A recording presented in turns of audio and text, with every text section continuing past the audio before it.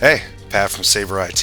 Today I'm going to show you how to make your PC faster in under 5 minutes. The first thing that you want to do is right click the taskbar here, go to Task Manager, and you want to go to this icon here, which is the Startup Apps. What that means is that you can click on status here and see everything that runs the second you turn on your computer. If you want to be able to click a program in order for it to run and not have it run as soon as you turn on your computer, this is the place to go. So you can just right click here. I don't want Copilot running as soon as I turn on my stuff. Same with OneNote. And then what we can also do is go to msconfig. And what you want to do here is essentially we want to go to Services, hide all Microsoft services. Everything that you now see is no longer required for your computer to run.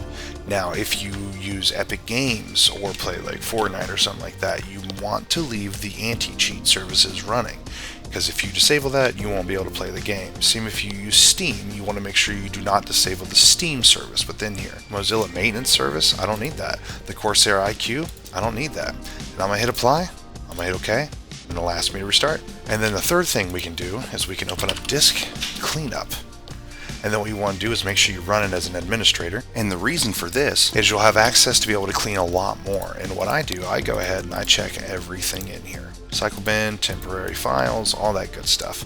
And then I hit OK. Another thing you can do, there are constant monthly system restores and shadow copies that Windows keeps that you can clear to free up a little extra disk space. And that's it.